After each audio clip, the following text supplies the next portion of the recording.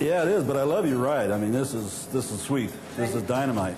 It's kind of a I'm jealous. 60s hot rod. Anyway, can I get you a Pepsi? Sure. Yeah, let's go for Like it. a orange or Pepsi? I'll take an orange. Alrighty. Well, you got some great stuff on the walls here. A lot of good old hot rods. Yeah, brings back memories. Here you go. All right, thank you, sir. Sure thing. Thank you, sir. Pepsi. Well, let's go on inside. It's rather warm in here. Okay. I'll follow you. How's that? Over here. The Red Baron, Iced Tea, Paddy Wagon, Tijuana Taxi. For anyone growing up in the late 60s and early 70s, these images bring back a floodgate of memories. Tom Daniel, an industrial designer by trade, created 75 classic monogram models, many that have been reissued time after time. Tom is one of the most creative hot rod and custom designers of the 20th century. If you remember building and enjoying Tom's designs, or if you're a new TD fan, sit back, relax, and enjoy. Tom Daniel, the man behind the models. Well, Tom, thanks for coming over today.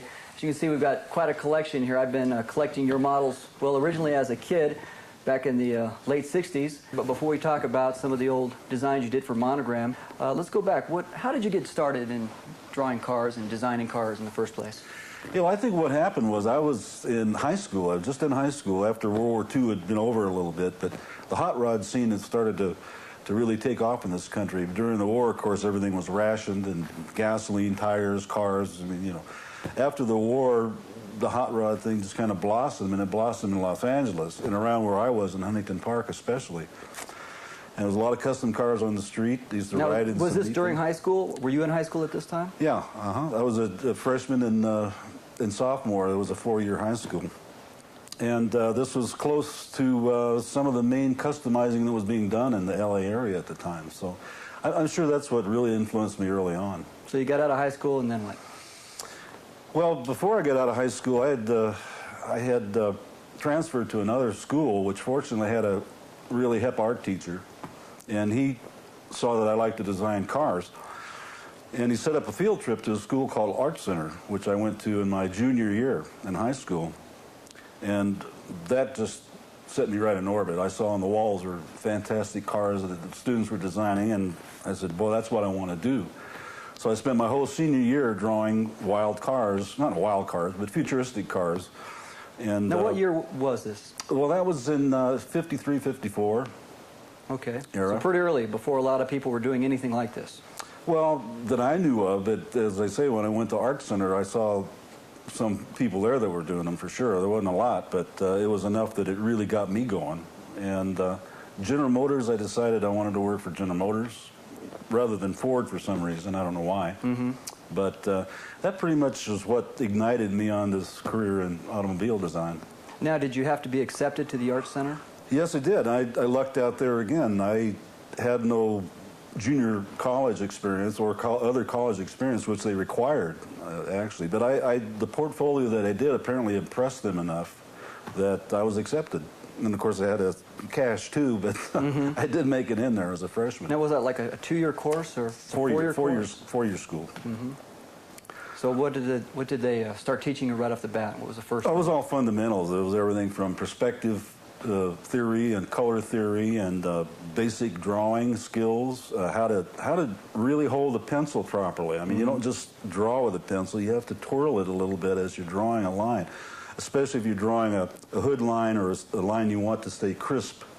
Otherwise, that pencil lid will flatten out and you'll get a thin to thick line. Mm-hmm. So while you were going to art school, I guess you did some work for Rod and Custom magazine? Yeah, luckily I was always looking for little side jobs. You know, the tuition in those days is nothing like today, but to me it was astronomical. So I was always looking for side work, and a friend of mine who had done some work for Peterson's magazine, Rod and Custom mainly, kind of turned me on to the editor there, and he'd seen some of my little car designs and said, okay, and that kind of went from there. Mm-hmm. You remember what you were paid for your first design?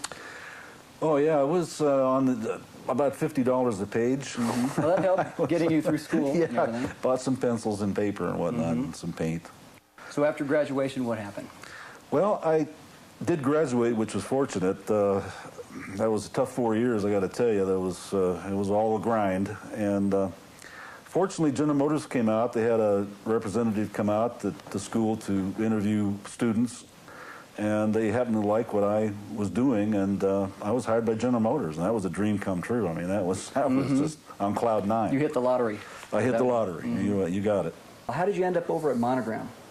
Well, it wasn't actually with Monogram. I, due to some family circumstances, was back on the West Coast. I hooked back up with Rod and Custom magazine and was writing articles on designing customs and customizing models. Actually, they came out with Rod and Custom Models magazine about that time. And that's really what led to all the thing with Monogram. Monogram had been into the slot car phenomenon at the time and sent slot cars out for review, some of which I did, and they saw my drawings and designs on the magazine and the pages of Sketchpad and liked them, and that just kind of hooked up with the owners, and boy, we went from there. Now, do you remember what your first design for Monogram was? Some people say it's the beer wagon, some people say it's the Red Baron, and my own leaning is that it was the Red Baron. I could be wrong. Now, did they say, Tom, we want you to design this wild car, or did you say, hey, let me design something for you? I mean, how'd that work? Basically, I was just free to roam, generally. Every once in a while, there would be a theme like the garbage truck. They said, well, let's do a garbage truck, and okay, a garbage truck. And the same thing with the beer wagon. They said, we want to do something with the Mack Bulldog, and they didn't know what.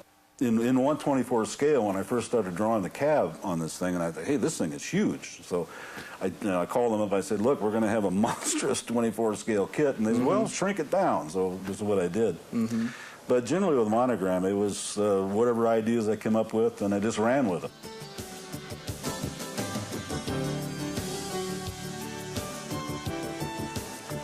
Tom, the Red Baron show car is one of the most popular designs that you ever designed. Now, how did you come up with that? Well, that's a good question. It was kind of two things that were elements. At the time, the surfing craze was big. You know, surfing and the surf helmet. For some reason, the old German helmet from World War I and II was, you know, surfers were wearing that. It was a surf helmet. And I always thought the design was kind of neat anyway. And what really led to the design of the Baron was that somehow I looked at the T-bucket, the body of a T-bucket, in the helmet, and I thought, you know, that would fit on a T-bucket if it was modified. It would make a really kind of unique hot rod with this little helmet on top. And basically, that's what happened. And the German theme, I thought, well, gee, let's, instead of putting a Ford or a Chevy motor in it, how about let's put a German aircraft motor in it? Seems natural. Which was neat. The only thing was that when I went down to Orange County Museum, where there actually was a German aircraft engine like that, it's about 8 feet long. So I had to shrink that down and fit it. And I put on some other old German things like the canteen gas tank on the back and the little Spandau machine guns. The other thing at the time, I don't know if you, well, you probably don't remember. Well, maybe you do, because you were a little guy then, though, right? But the Red Baron, the Bloody Red Baron, the song was a big hit then. With the Peanuts popularity. Yeah, right. So that's basically where that came from. So it was just kind of a unique thing that happened at the right time, I suppose. In 1993, Mattel reissued 8 of the most popular Hot Wheels from the Red Line era in accordance with their 25th anniversary. And 2 of the 8 reissued were Tom Daniel designs, the Paddy Wagon and the Red Baron.